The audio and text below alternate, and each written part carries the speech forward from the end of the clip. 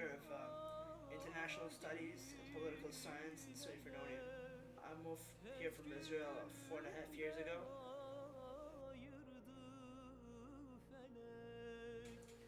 I was born in Baku, Azerbaijan, in the Soviet Union during the war between the Armenians and the Azerbaijan. When I was 1.5 years old, my family ran away to Israel. Um, we lived near Tel Aviv, in not the best suburb.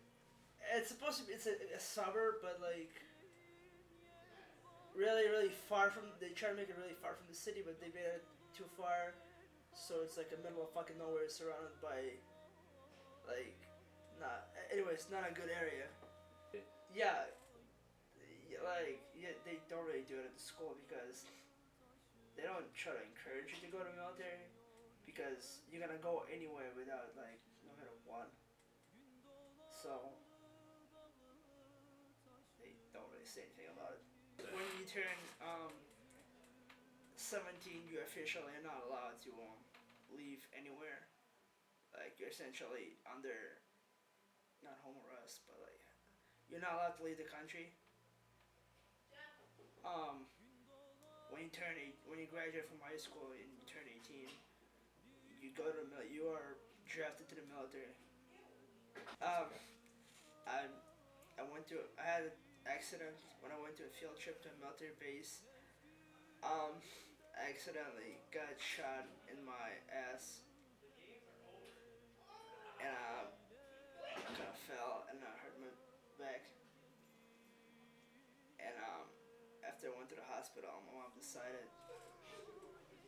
that we're going the hell out of there.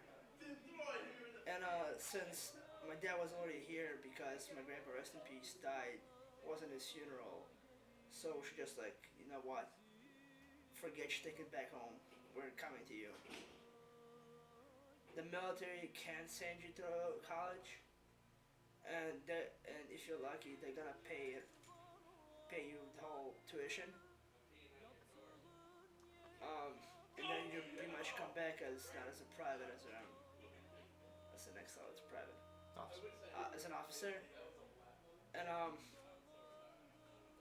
then or you can go off to the military. How do you? I went to school there.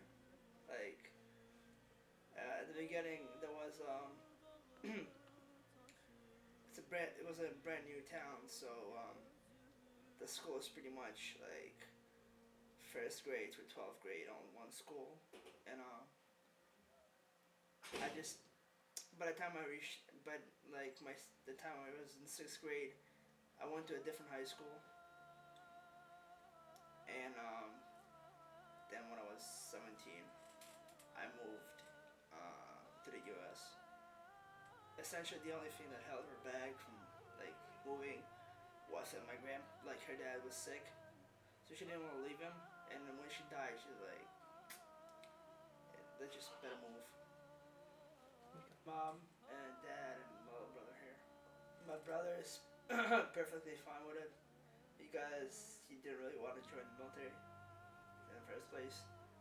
My dad didn't really mind because essentially his side of the family is all here, so it's a win-win. My mom wasn't really happy because she has absolutely nobody here. Like her whole family is back in Israel. I obviously did not like the idea also. Like leaving my friends, like essentially leaving all the people I grew up with behind. The first couple of months, I lived with my uncle. It was me, my little brother, and my 3 cousins living in like a 3-story house in Kenmore, New York.